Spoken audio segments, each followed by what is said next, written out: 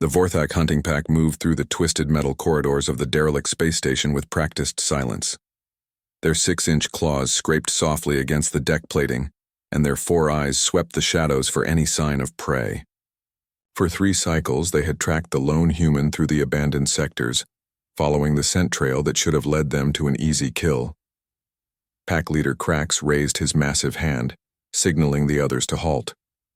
The scent was strongest, here, near what appeared to be an old maintenance bay. His thermal sensors detected a heat signature just beyond the sealed door, warm, steady, alive. Perfect. The pack of 12 surrounded the entrance. Krax's mandibles clicked in anticipation. Humans were supposedly fierce warriors, but this one had been running for days. It would be weakened, desperate, and delicious. They breached the door with explosive force, pouring into the chamber with savage roars that had terrified 1,000 species across the galaxy. But instead of cowering prey, they found something that stopped them dead in their tracks. The human stood calmly beside a makeshift cooking station, stirring something in a large metal pot.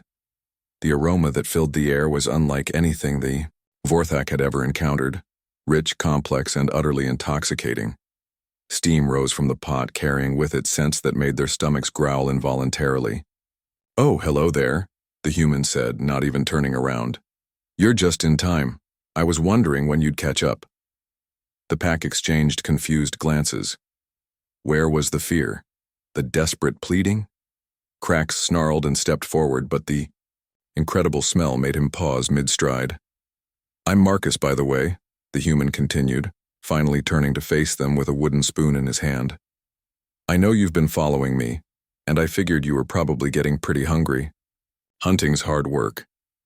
Krax's thermal vision detected no weapons, no traps, just the human and whatever was cooking in that pot.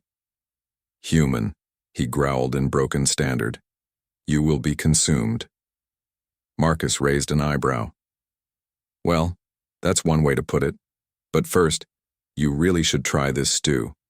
I managed to find some protein rations and a few hydroponic vegetables that were still good, added some spices from my survival kit." He ladled a portion into a bowl and held it out. "Trust me, you've never tasted anything like it." The nearest Vorthak, a young hunter named Zeth, found himself unconsciously leaning toward the offered bowl.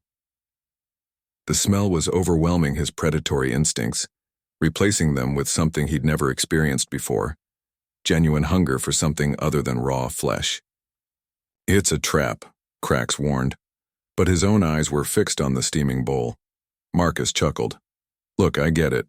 You're apex predators. I respect that. But there's more to eating than just tearing into raw meat. This is called cuisine. It's about flavors, textures, the art of combining ingredients to create something greater than the sum of its parts." He set the bowl down on a nearby crate and stepped back. "Go ahead, try it." Zeth looked at Krax, who gave a reluctant nod. The young hunter approached cautiously, sniffed the bowl, and took a tentative taste. His eyes widened immediately. The explosion of flavors, savory, slightly sweet, with hints of herbs he couldn't identify, was unlike anything in his species' experience. He quickly consumed the rest of the bowl, then looked up at Marcus with something approaching reverence. "More," Zeth said in heavily accented standard. Marcus grinned. "Now you're getting it, but there's not enough for everyone unless we make more. Want to learn how?" Within minutes, the entire hunting pack had abandoned their aggressive postures and gathered around the cooking station like eager students.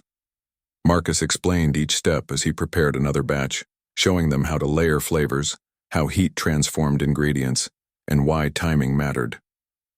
"The key," Marcus said, demonstrating knife techniques on some salvaged vegetables, "is understanding that cooking is chemistry.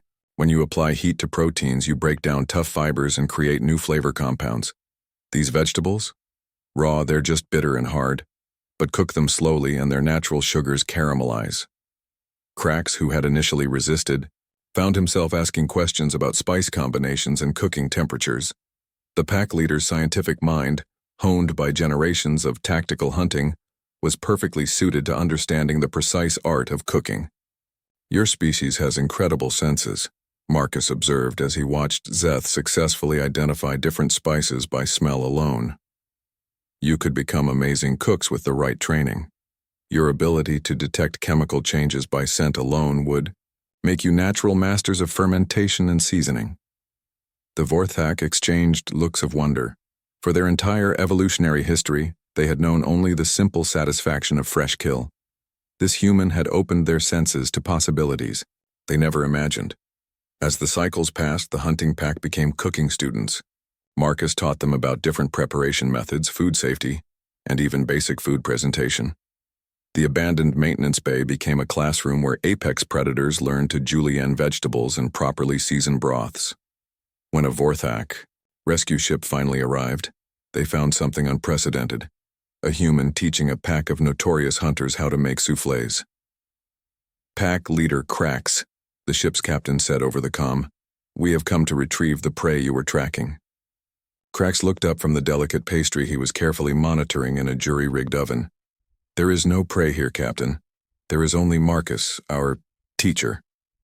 The captain was silent for a long moment. "Teacher?"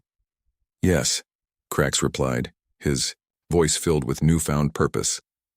"We are learning the warrior's art of cooking. It is far more challenging than any hunt we have undertaken." Marcus smiled as he watched his former predators debate the proper consistency for hollandaise sauce.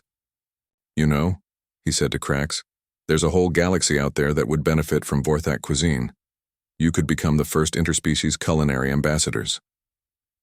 Krax's mandibles clicked thoughtfully. "This idea has merit, but we would need a guide, someone who understands both combat and cooking."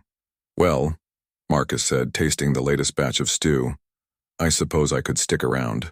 After all, the best adventures happen when predators and prey become partners." The pack howled their agreement, not in hunting fury, but in culinary enthusiasm. And somewhere in the galaxy, food critics would soon discover that the most fearsome predators made the most surprisingly excellent chefs.